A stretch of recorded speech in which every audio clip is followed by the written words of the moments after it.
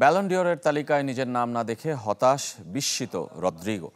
দুঃখ বেড়েছে ক্লাব সতীর্থ ৭ জনের নাম সেখানে থাকায়। তবে নিয়তি মেনে নিয়েছেন ব্রাজিলিয়ান ফরওয়ার্ড। ব্যক্তিগত চাওয়া পাওয়াকে পেছনে ফেলে খেলে যেতে চান দলের জন্য। রেকর্ড ১৫তম চ্যাম্পিয়ন্স লিগ, লা লিগা ও স্প্যানিশ সুপার কাপ ৩ শিরোপা জিতে গেল মৌসুমটা স্বপ্নের মতো কেটেছে রিয়াল মাদ্রিদের। আনচেলত্তির সেই দলের অগ্রসেনানীদের একজন রদ্রিগো। মৌসুমে ১৭ গোল আর ৯ অ্যাসিস্টও বোঝাতে পারবে না লস ব্লাঙ্কোদের সাফল্যে কতটা তার অবদান।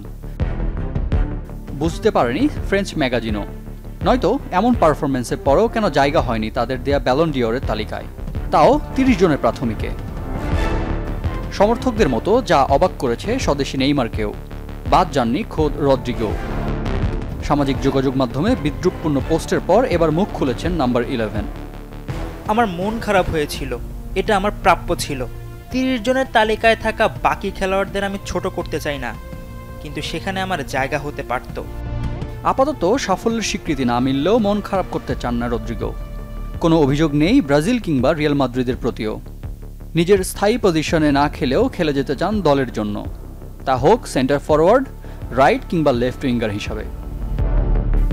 আমাকে শুধু আরেকজনের পজিশনে খেলতে হয়, আর আমার মনে হয় এটাই কারণ। নির্ধারিত কোনো পজিশনে খেললে হয়তো এটা আমার পক্ষে যেত, কিন্তু আমি খেলি দলের জন্য।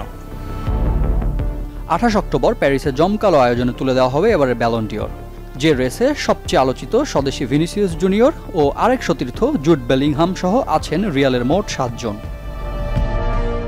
১৯৫৬ সাল থেকে শুরু হওয়া ব্যালন ডিওরের ৬৮তম আসরের প্রাথমিক তালিকায় জায়গা হয়নি লিওনেল মেসি ও ক্রিস্টিয়ানো রোনালদোরও।